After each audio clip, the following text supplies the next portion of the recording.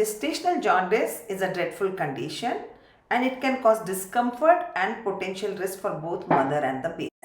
A patient AA, age 29 years, comes to OPD. She was gravida 2 para 1 for full-term vaginal delivery. Her gestational age is 32 weeks and there is no medical history of significant medical history regarding this condition. The presenting complaints, the patient comes with the obstetric clinic with a complaint of jaundice, dark urine, and generalized itching. Her history of present illness, she reports that she has been experiencing this progressive jaundice, dark colored urine, and severe itching for last 2 weeks only. She noticed that her symptoms worsened and she decided to seek medical attention due to her concern for the health in the pregnancy.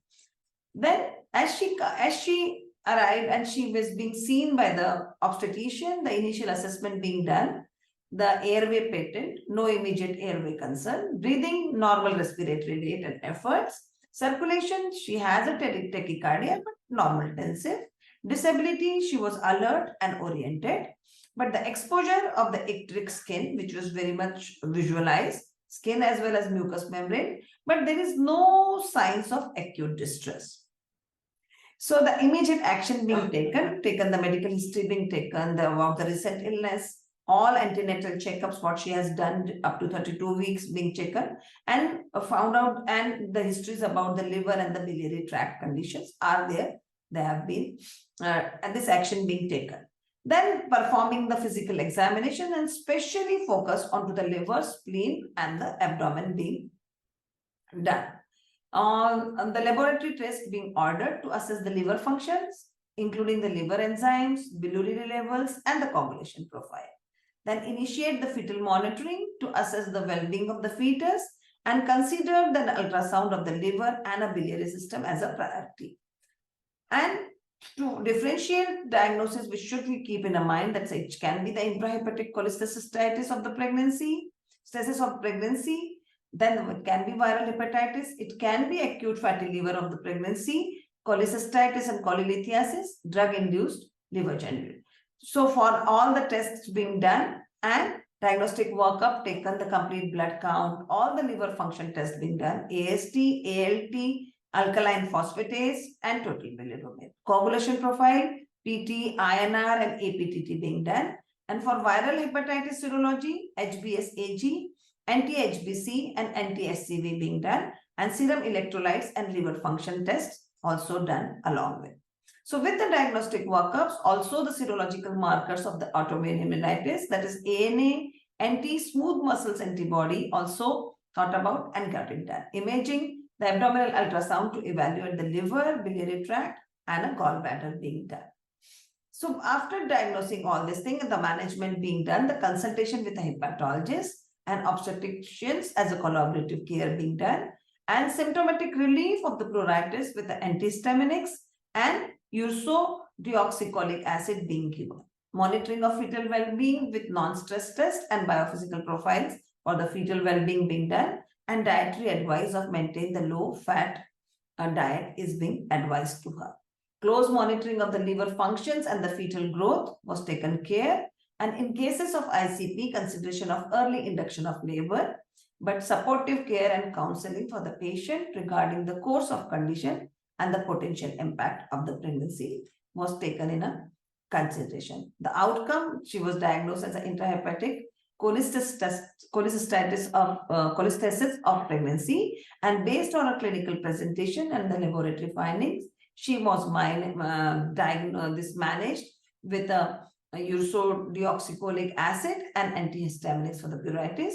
Fetal monitoring shows no signs of distress. Liver functions gradually improve over the time, and she continued a regular obstetric and hepatological follow-ups until the delivery, which occurred in 39 weeks through induction. Both mother and the baby are the successful outcome. So by seeing this case, we should keep in mind what are the causes of jaundice in a pregnancy. We can divide the causes into basic divisions are there. One is not related to pregnancy, other is pregnancy specific. The pregnancy specific are hyperemesis gravidorum, that is intrahepatic cholestasis of pregnancy, preeclampsia, HELLP syndrome, and acute fatty liver of pregnancy. But we should know those are not unrelated to pregnancy. They are divided into three main groups. One is hepatic causes, second is pre-hepatic causes, and third is a post-hepatic causes. Hepatic causes can be acute viral hepatitis, drug-induced viral hepatitis. This can be a chronic hepatitis like HBV, SCV, autoimmune hepatitis. Sometimes the hepatic cause may be the Wilson disease, can be cirrhosis of the liver, and can be a Budd-Chiari syndrome. And a pre-hepatic causes hemolytic anemia, and post-hepatic causes are the common biliary stone or the stricture or the biliary parasitosis, which is very, very uncommon, and we should consider out of all about it.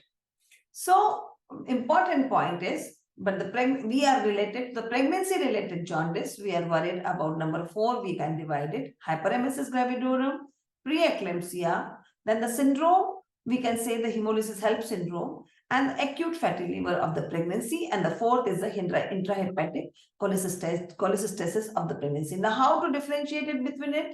Hyperemesis gravidorum, it is mostly in the first trimester. Preeclampsia, eclampsia, second and third trimester. HELLP syndrome, third trimester. Acute fatty liver of the pregnancy, third trimester.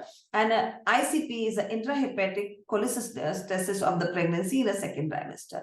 So how we have to differentiate between the clinical features? Hyperemesis gravidorum, first trimester, nausea, vomiting, weight loss, and nutritional deficiency. Preeclampsia, eclampsia, there is a hypertension, edema, proteinuria, raised blood pressure. There is a neurological deficits also. There can be a seizures or a coma also. When a third trimester, again the HELLP syndrome, there can be abdominal pain along with it. There are nausea, vomiting, edema, and the hypertension and proteinuria.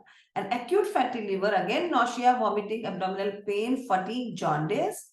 And this is important. When we are talking about the intrahepatic cholestasis of the pregnancy, which is second and third trimester, the chances of the deep jaundice, pruritus, and little abdominal pain is over there. So these are the clinical features. We can differentiate between all this thing as well as the trimester of the thing is another important point when we talk about. Then we have a differentiation. First and foremost, we have to rule out viral hepatitis by just taking the HbA1c. It is not there, we are not worried. If we have to rule out it. Then ALT is very, very important. If it's less than 1000 or ALT is more than 1000. If its ALT is less than 1000, then review clinically. Fever, leukocytosis, pain, with or without jaundice. Then we have to exclude the hyperemesis gravidorum along with a gestational age or a trimester, and we have to exclude the cholestasis or the liver abscess also. And we can differentiate with all the clinical preeclampsia associated with hemolysis, DIC, all consider the HELLP syndrome, and we have to do the prompt delivery. And another thing is, if it's associated with the renal failure, hypoglycemia, acute liver of the pregnancy, and we have to worry about. So these are the things which we have to deal with when we come with a patient of with a jaundice. So make it a point, jaundice in a pregnancy, causes specific to pregnancy, which is a big list, causes not specific to the pregnancy. If the causes specific to the pregnancy, acute fatty liver or HELLP syndrome require termination of pregnancy. Intrahepatic cholestasis of the pregnancy do not require termination of the pregnancy. And then causes not specific to the pregnancy, acute viral hepatitis, termination not recommended. So thank you so much for the patient listening, and please try to follow me, subscribe me, and like my videos. Thank you so much.